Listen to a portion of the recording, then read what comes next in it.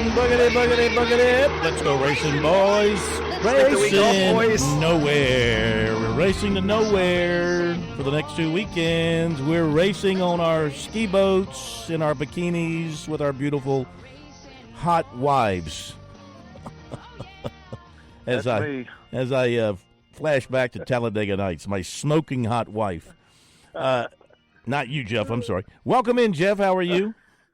I'm good. I'm going to be on the lake this weekend with my smoking hot wife. Attaboy. There you go. But you're going to be on Lake, what is that up there? Lake Erie? Lake Erie, yeah. We've spent a couple of days on Lake Erie, in fact. So, been a good week. Caught a couple of ball games and big card show, Pro Football Hall of Fame. So it's been a lot of fun. Nice. Well, can you ever recall a season where you had back-to-back open weeks? I mean, I know they've taken a week off, here and there, but now we're talking back-to-back. And do you fear that any momentum in the season could be lost? Or is this okay? Is this going to be okay? Everybody's going to come back refreshed, ready to go down the stretch, and people are going to be wanting their NASCAR.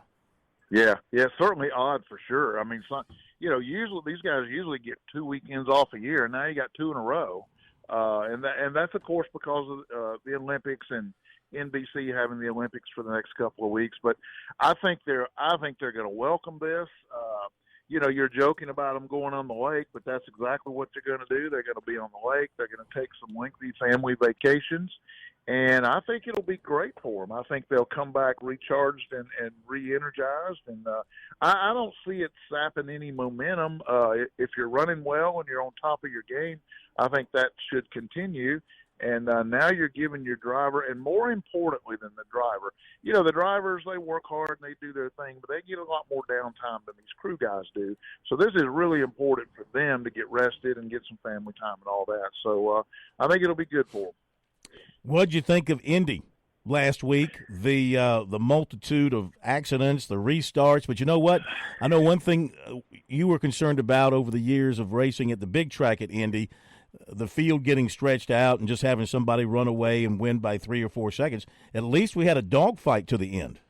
We did, and they had some trouble navigating this track, so we saw a lot of spins, we saw a lot of big wrecks, and as I said last week, that's exciting and all, but the big thing is that leads to restarts, and the restarts on pretty much any track these days are pretty good, and they were at Indy.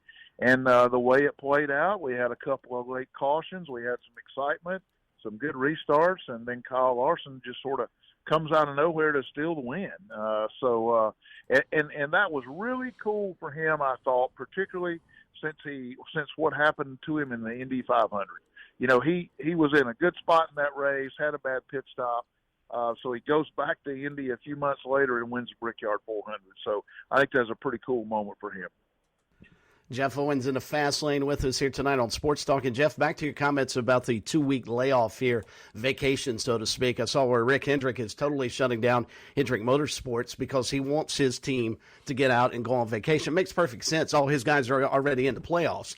But if you're a guy like Kyle Busch, for instance, who is not in the top 16 right now, does not have a win, I get it, taking a little vacation might be a good break, but how much time can you legitimately get away when coming back you've got about 3 races or so to get into the postseason?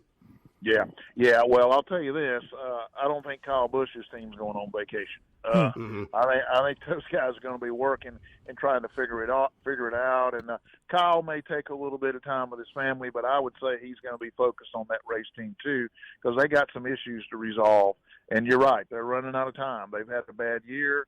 They're out of the playoffs. They need to get a win. So I think this is probably an important for teams like that who've really struggled and they're not in the playoffs yet. They might take a little bit of time, and then they're going to go right back to work, and they're going to try to use this couple of weeks off to figure out what's going on and try to get back on track. Jeff, Brad Keselowski was at an event today in Myrtle Beach that Darlington put on in preparation for the Southern 500. I thought it was rather interesting, and props to him for coming because, as you pointed out, he could be on vacation.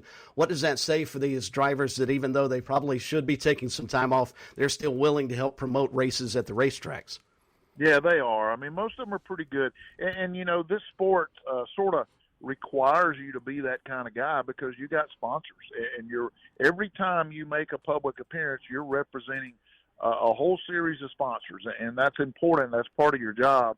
Not surprised at all at Keselowski. He is one of the more astute drivers out there who's really tuned into the whole thing that a driver has to do. He's one of the smartest guys, and he really takes care of his sponsors. He's a big advocate of the military. He does a lot of things like that. So it doesn't surprise me at all to see Brad take some time to go help a racetrack promote their race. He's that kind of guy, and I think that's why he's one of the leaders in the sport. Well, we got Richmond, Michigan, Daytona, and Darlington left before the playoffs. Where do you think, if you could put your finger on it, where do you think most of the movement will take place as far as the standings? Is there one particular track? Obviously, well, maybe I'm answering my own question. Well, Daytona being such a wild card right there, but what role do you think Darlington's going to play here at the very end of the regular season? Oh, I think it'll be critical. And I don't know off the top of my head, is Darlington before Daytona? No, it's after. It's the last. After. It's the last race of the regular season. That's right. That makes it a huge race, obviously, and on a tough track. So that's going to be a challenge. I think what you got to do these next couple of weeks, you got to be good at Richmond and Michigan. Those are the two tracks that offer you the greatest opportunity to gain ground. Short track at Richmond, you can have a good race there. Michigan is wide open. That's a big racetrack, fast, wide. You can make up a lot of ground there because you don't know what's coming at Daytona. You could get in an accident in a blink of an eye in Daytona, and then Darlington also could eat you up too because it's such a tough track. So if you're on the bubble or you're still trying to get there, you really got to take advantage of Richmond and Michigan and then do your best in the other ones because they're so unpredictable. All right, quick yes or no answer. Bubba Wallace is 17th in the standings. Does he make the playoffs? Not unless he wins a race, so I'm going to go with no. How about Kyle Busch? He's 19th. Boy, oh boy. He's got to win, but I could see him stealing a win in one of those races. I'm going to say he wins a race and gets in. All right. You have a great couple of weeks. We'll give you Jeff. next Friday off so you can relax, and we'll talk to you before the next race. Sounds great, guys. Have a good weekend. Thank you, pal. Be right back.